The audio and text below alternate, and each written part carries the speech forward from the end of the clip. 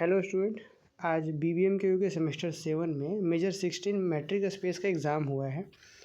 और सेशन ध्यान दीजिएगा 22-26 वाले स्टूडेंट का, ये पहली बार सेमेस्टर 7 का जो एग्ज़ाम हो रहा है उसका ये क्वेश्चन पेपर है। और क्वेश्चन सारे आसान ही थे कि डिफाइन काउंटेबल सेट। देखिए ना, 5 छोटे छोटे जो एक नंबर के क्वेश्चन होते हैं। एक में पूछा गया था countable set, cardinal number, Kochi sequence, फिर कंप्लीट मैट्रिक स्पेस, फिर कॉन्ट्रैक्शन मैपिंग। पाँचों के पाँचों सवाल बहुत आसान थे, आप आसानी से कर सकते थे।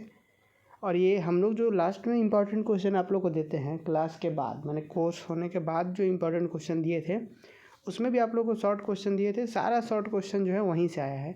जो बच्चे ऐप में ज्वाइन होंगे वे लोग बहुत अच्छे से समझ पा रहे होंगे।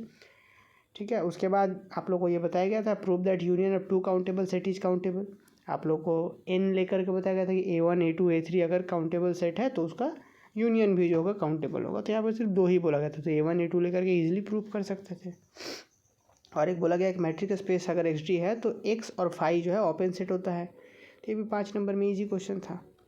अब इसके बाद सबसे इम्पॉर्टेंट जो क्लास में आपको बहुत अच्छे तरीके से खूब टाइम दे करके कैंटर्स थ्योरम करवाए थे और लिखवाए भी थे क्लास में कि इसको आप 3 से 4 बार कर लीजिए क्योंकि ये 15 नंबर में आएगा। और देखिए एग्ज़ाम में आया हुआ है 15 नंबर में।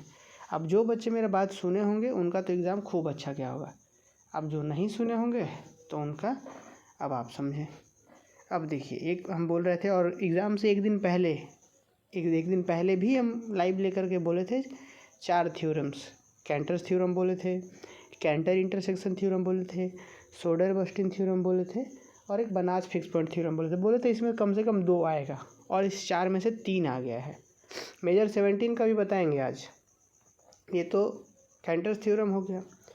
आ गया ये prove that cardinal numbers with an define product of cardinal number with an example. खूब डिटेल से ये भी हम क्लास में करवाए थे। और स्टेट एंड प्रूव सोडर-बर्नस्टीन थ्योरम, देखिए ये भी आ गया है 7.5 नंबर का।